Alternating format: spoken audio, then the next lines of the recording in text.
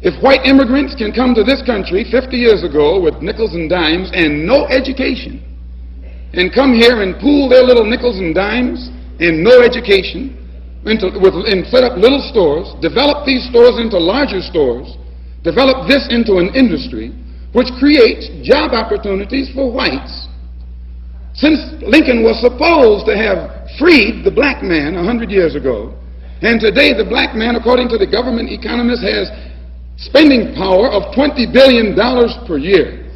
We feel that with the black man spending $20 billion a year, not setting up any businesses, not creating any industry, not creating any job opportunities for his own kind, he's not in a moral position to point the finger today at the white man and tell the white man that he's discriminating against him for not giving him a job in factories that he himself set up.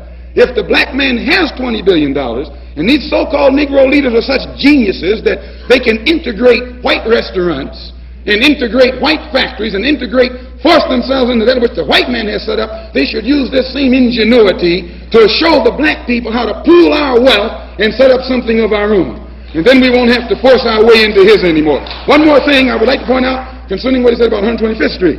We don't waste our time on 125th Street, but you can reach more people in the street who want to change than you can in the bourgeoisie society, the bourgeoisie church, and the bourgeoisie circles. Our program is directed toward the man in the street. So we spend our time in the street, and what we do with that man, instead of trying to change the white man in your mind and make you accept us, we change the mind of the black man and make him accept himself. And as soon as he accepts himself, he'll solve his own problem. He won't be trying to force himself into your factory and into your bedroom and into your kitchen. The problem of the black people in America is inseparable from the problem of oppressed people all over the world. And until the leaders of black America realize that our problem is inseparable from the entire international problem, we will be considered a minority, will be considered an underdog, and will be begging for the things that we should have had when we were born. A feeling or sense of inferiority has been created by the white power structure, educational and otherwise, in the mind of the black man about himself. And Mr. Muhammad's entire approach is to restore to the black man a knowledge of himself, a knowledge of his people, his cultural roots. And by doing this, this restores his racial identity, his racial dignity, his confidence as a race, racial confidence in his own kind. And when he gets this self-confidence, he's then able to stop blaming and begging the white man and is then able to stand on his own feet. If it were possible for them to get a fair trial, there would be no necessity for a trial at all. These are the victims of police bullets. And you don't take the victim in court as a criminal. You take the one who shot the victim in court. And it is the police who should be on trial. The white man doesn't even come into my attitude.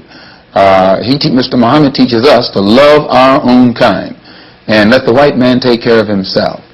For a white man today, sir, after kidnapping millions of black people from Africa, stripping them of all human characteristics and relegating them to the role of chattel or cattle or animals, commodity, merchandise that could be bought and sold at will, and then 100 years since the Emancipation Proclamation, using every type of deceptive method to further us into slavery, called second-class citizenship, I think that it would take a whole lot of nerve for white people today to ask Negroes, do they hate?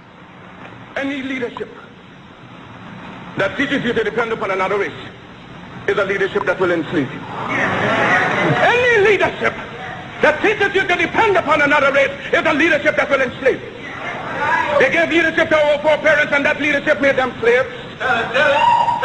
But we have decided to find a leadership of our own to make ourselves free men. Our great scholars, having passed through the colleges, the universities, have thrown away the blessed record. Babylon did it. Assyria did it. France under Napoleon did it. Germany under Prince von Bismarck did it. England under America under George Washington did it. Africa with 400 million black people can do it. If you cannot do it, if you are not prepared to do it, then you will die. You race of cowards.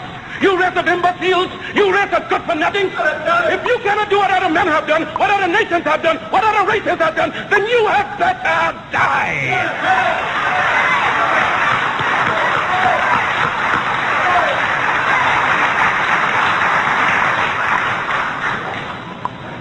Can we do it?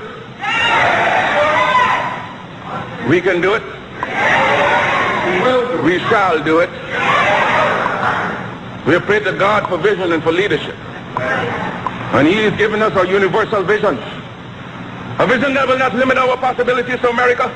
A vision that will not limit our possibilities to the West Indies, but a vision that said it must be a free and redeemed Africa.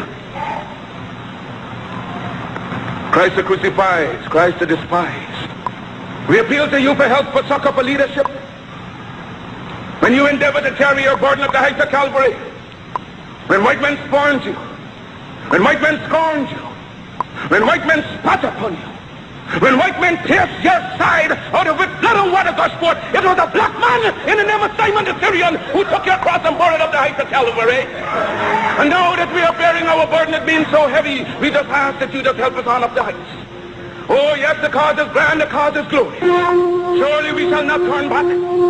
Oh, sail on, sail on, sail on, almighty ship of state, sail on until the flag of the red, the black, and the green is perched upon the hills of Africa.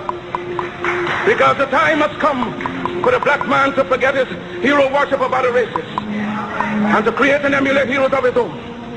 We must canonize our own saints, create our own martyrs, and elevate the positions of fame and honor black men and women who have made a distinct contribution to our racial history.